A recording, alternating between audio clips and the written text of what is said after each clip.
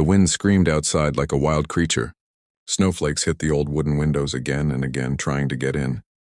Inside a small house at the edge of a lonely town, a 6-year-old girl named Emily sat near a weak candle flame, hugging her knees under a worn-out blanket.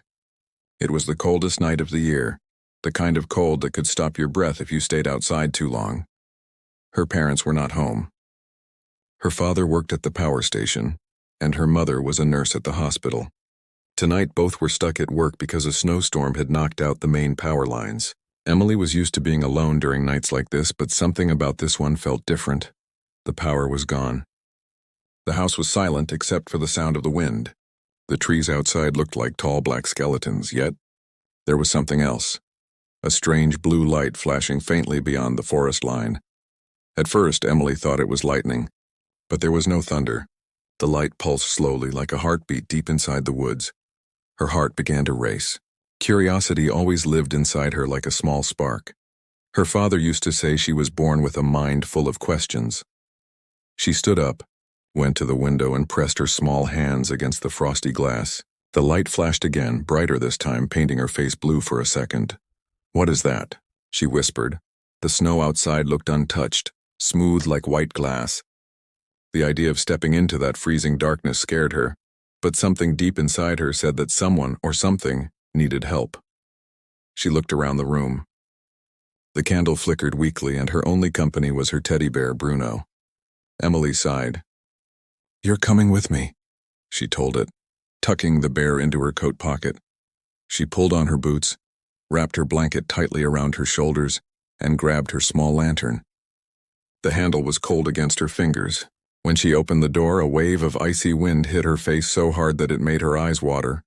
Still, she stepped outside. The world was quiet. Only snow and darkness. Each of her small steps made a crunching sound that echoed strangely in the still air. The wind carried faint whispers like the voices of the forest itself. The light appeared again, blinking from behind the trees. Emily followed it. The forest was thick and silent. The tall pines leaned like guards, watching her from both sides. Her lantern's warm glow fought against the blue light that pulsed ahead. The deeper she went, the more she felt the ground shake, soft at first, then stronger. Finally, she reached a small clearing. The snow here looked disturbed, like something had fallen from the sky. Steam rose from a shallow crater in the ground, and at its center was the source of the light. Emily's breath caught in her throat. There, lying half buried in snow, was a small creature, no bigger than a baby. Its skin was pale gray, almost silver, and it trembled violently. 2 long fingers twitched weakly, and its large black eyes blinked slowly, full of fear. Emily froze. She wanted to scream, but something stopped her. The creature wasn't scary, it looked helpless. It made a faint sound, soft and high, like a cry. Then it curled tighter, shivering. Her instincts took over. She forgot about fear. The creature was cold, freezing to death, maybe. Without thinking twice, she knelt beside it. Her little heart beat so fast she could feel it in her ears. "It's okay," she whispered, unsure if it could understand her. "You're just cold, right? Don't worry." She took off her blanket, the only thing keeping her warm, and gently wrapped it around the creature. The moment the blanket touched its body, a dim blue light glowed through the fabric and the trembling slowed. Emily smiled nervously. "See? Better now."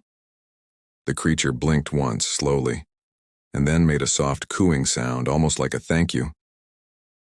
Emily looked up at the sky. The clouds above were strange, part of them still glowing faintly blue. Something had fallen through them, maybe a star, maybe a ship. She didn't understand. She was only 6, but she did understand kindness. So she lifted the small creature carefully into her arms. It was lighter than she expected and warm now, glowing gently like a nightlight. "Let's get you inside," she said. "Mom says babies shouldn't stay in the cold." As she turned to leave, the wind stopped suddenly. The silence that followed was heavy and strange. The air hummed softly as if electricity filled it. Then, a loud metallic sound echoed above her. Emily looked up. Between the dark trees, something was moving in the sky, a black shape with glowing red eyes. It wasn't an animal. It was too smooth, too precise. It looked like a flying machine, but not like any airplane she had ever seen. A red beam of light swept across the snow, scanning the crater. Emily gasped and ducked behind a fallen tree, holding the creature close. Her breath came out in small white clouds. The machine hovered silently, the red beam moving closer to where she had been standing moments ago. She could hear a low hum that made her teeth buzz. The baby creature whimpered. Emily covered its mouth gently. "Shh, it's okay," she whispered, though she was shaking herself. A robotic voice came from the machine, cold and deep. "Subject located. Begin retrieval." Her heart nearly stopped. She peeked out from behind the log. The red beam was scanning the ground again, moving closer. She had to decide quickly, run or hide deeper in the forest, but where could she go? She was small, barefoot under her boots, and the snow was deep. The alien baby squirmed, glowing brighter. The light from its body caught the drone's sensors. The red beam locked onto them. Target confirmed. "Activate capture sequence." Emily panicked. Without thinking, she ran. She sprinted through the trees, clutching the baby to her chest. Branches whipped her face. Her lantern swung wildly, throwing strange shadows on the snow. Behind her, the drone followed, its beam cutting through the darkness like a knife. She stumbled but didn't fall. She could hear her own heartbeat louder than the wind. "Please stop shining," she begged the baby. "They'll see us." As if it understood, the glow dimmed slightly, turning soft and silver. The drone's beam passed over a bush near them and moved away for a second. Emily hid behind a thick oak tree, trying to catch her breath. Her hands were numb. Her hair stuck to her face. She looked down at the creature. Its eyes were open now, wide and shining. It reached one small hand up and touched her cheek. The moment it did, a strange warmth spread through her body, a feeling like calm mixed with sadness. For a moment, the cold didn't matter anymore. Then in her head, she heard a faint voice, not from her ears, but inside her mind. "Help, please." Emily's eyes widened. "You can talk?" she whispered. The baby blinked slowly, then weakly closed its eyes again. Something in her heart broke. She hugged it tighter and whispered, "I'll help you, I promise." After several minutes, the sound of the drone faded away. The forest grew silent again. Emily waited a bit longer, afraid to move. When she finally stepped out, she saw distant red lights moving toward town. "They're looking for you," she murmured. She didn't know what they were, but she knew she couldn't let them find the baby. Holding the small creature close, she made her way back through the snow, one careful step at a time. The storm had quieted, but the air still bit like knives. When she reached the edge of her yard, she saw something strange. Her house lights flickered on for a moment, even though the power station was still down. The creature's glow seemed to have triggered it. Inside, she placed it on her bed, still wrapped in her blanket. Its breathing was slow but steady. The blue light faded to a gentle silver pulse like a heartbeat. Emily sat beside it, her eyes heavy with exhaustion. She watched the creature sleep, small and peaceful under her blanket. "Don't worry," she whispered. "Tomorrow Mom will know what to do." Outside, unseen by her, the red lights returned to the forest edge. The drone scanned the ground again and sent a signal skyward, high above the clouds. A massive dark shape, too large to be seen from the ground, responded with a low rumble. The chase was far from over. And in the small house below, a human child slept beside an alien baby, both unaware that their meeting had already changed everything.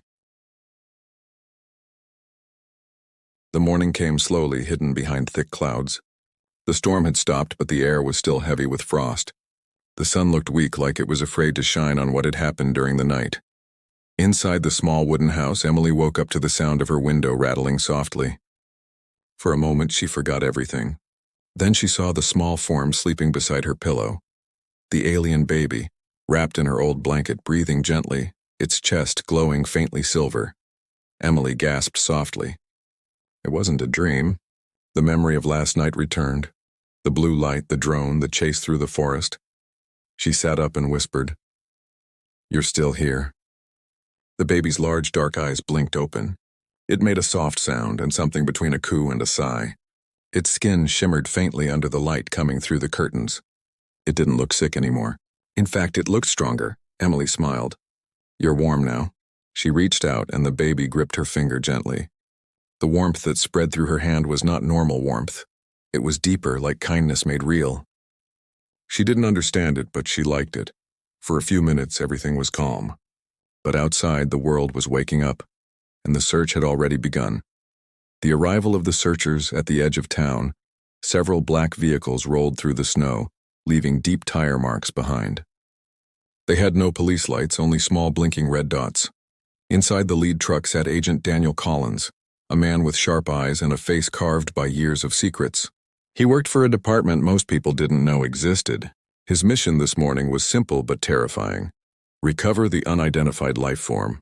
Neutralize threats if necessary. He looked at the data screen in front of him. It showed a flickering blue signal, faint but moving. The thing was alive. "Sir," said one of his men, "the signal's jumping between sectors again. It's not stable." Collins narrowed his eyes. That means someone's hiding it. He didn't know yet that the someone was a little girl who hadn't even learned multiplication. The secret inside the house, Emily tiptoed to the kitchen. She poured warm milk into a cup, then looked back at the alien baby. "I don't know what you eat," she whispered, "but milk helps me when I'm sick." She dipped a small spoon and offered it. To her surprise, the baby tilted its head and touched the spoon. The milk glowed faintly, then vanished, absorbed somehow into its skin. Emily giggled. "Guess that works." Suddenly, a sharp knock echoed on her front door. Her heart froze. She quickly placed the baby inside a big laundry basket, covered it with clothes, and ran to the door. "Who's there?" she asked softly. A deep voice answered. "Electric company. Just checking on the power lines, ma'am." Emily didn't move. She wasn't allowed to open the door for strangers, and her mom's rule. Then another knock, harder this time. "We won't take long." Emily stepped back. Something about the voice felt wrong. Through the small crack in the curtain, she saw two men wearing black coats, no electric company logo, and dark sunglasses even in the cloudy morning. They were looking around, scanning with strange handheld devices that beeped occasionally. One of them said, "Sir, reading's faint but still here." Emily's heart pounded. They were searching for the baby. She quietly grabbed the basket and moved toward the back door. Hiding in the church outside, the air was biting cold again.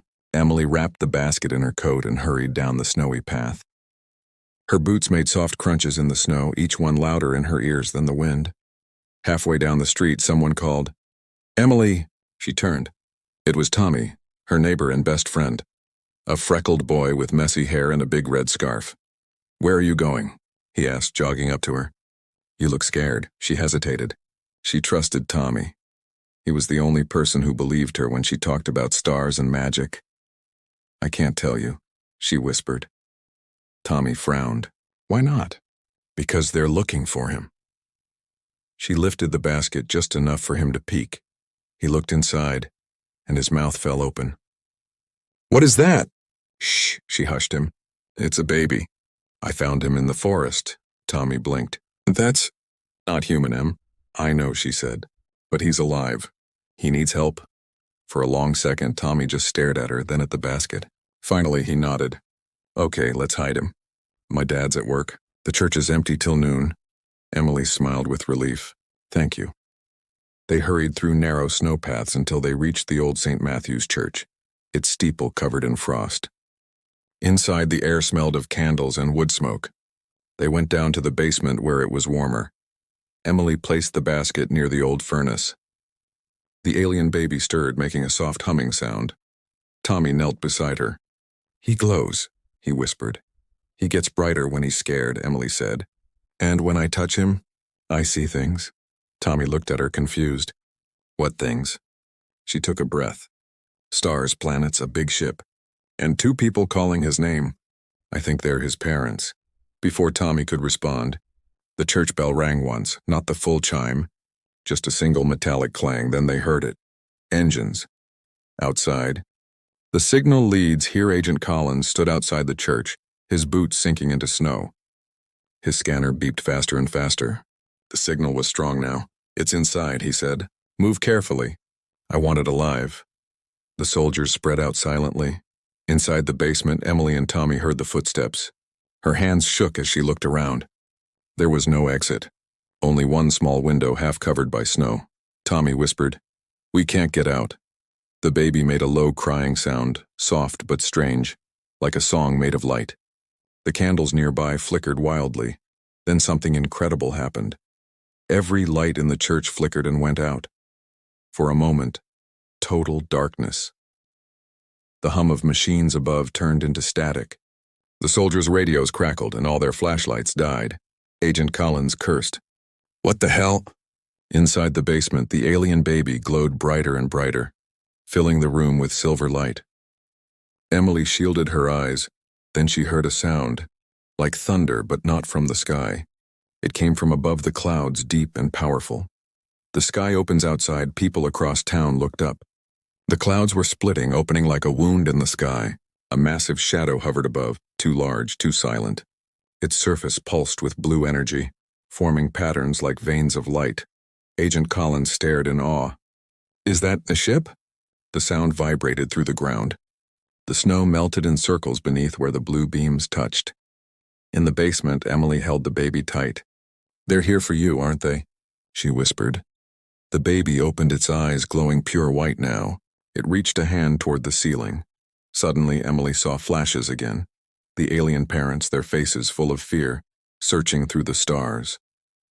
The baby wasn't just lost. It had been accidentally separated during a crash, and those coming down now weren't hunters. They were rescuers, but Collins didn't know that. He lifted his weapon and shouted, "Everyone stand by! If it moves, we shoot." The standoff, the church walls shook. Dust rained from the ceiling.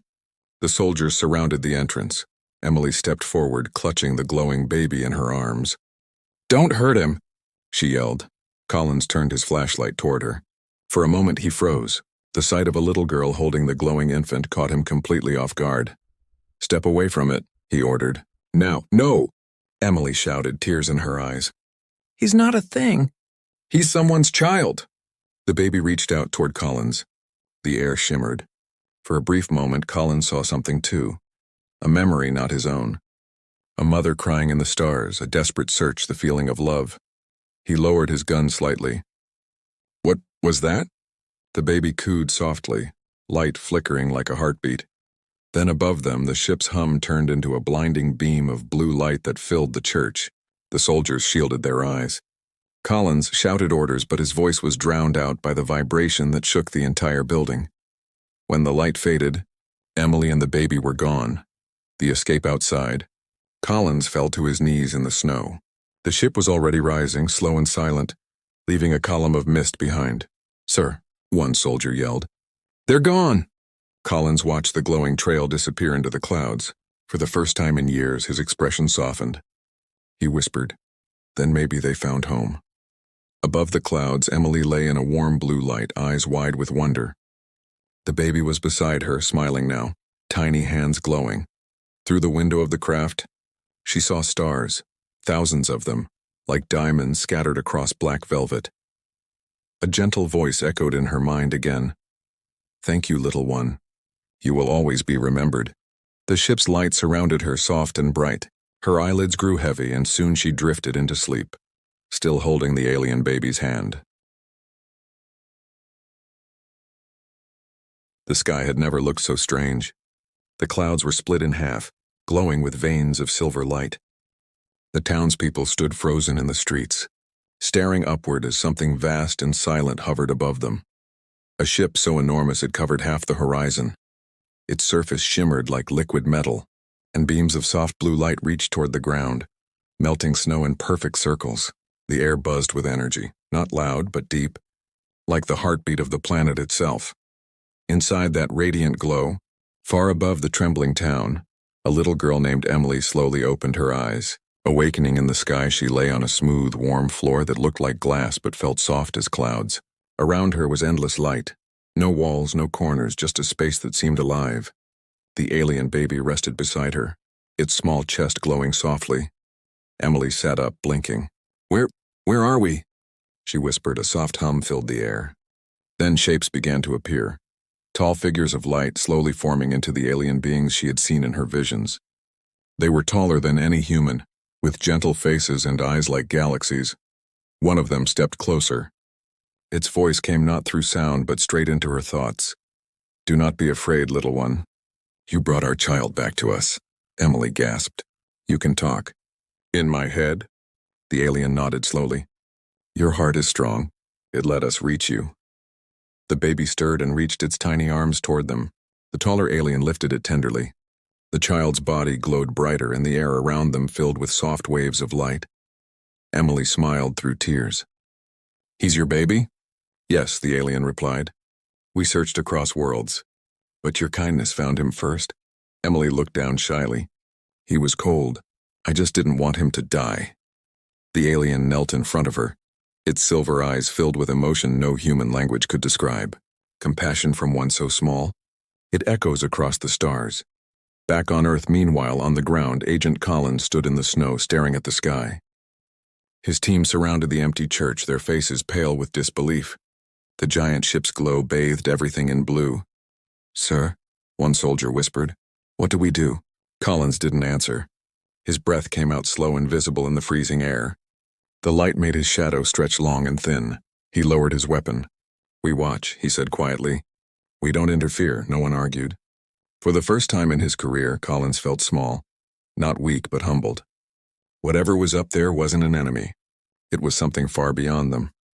The gift of light high inside the ship, Emily watched as the baby floated between the two tall aliens. Blue lines of energy danced around them like glowing ribbons wrapping the family together. The air smelled faintly of rain even though there were no clouds here. The alien mother turned toward Emily. "You gave what was yours to keep another warm. We owe you a debt that cannot be measured."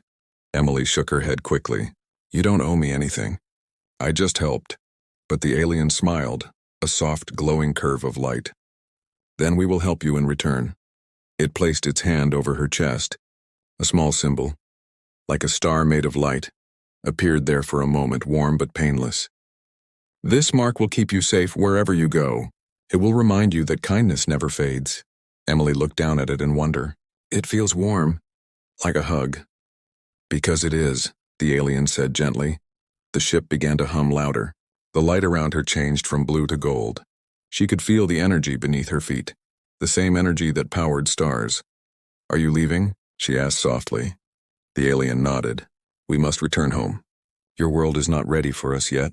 Emily's heart tightened. "Can I go with you?" The alien smiled sadly. "Not yet, little one.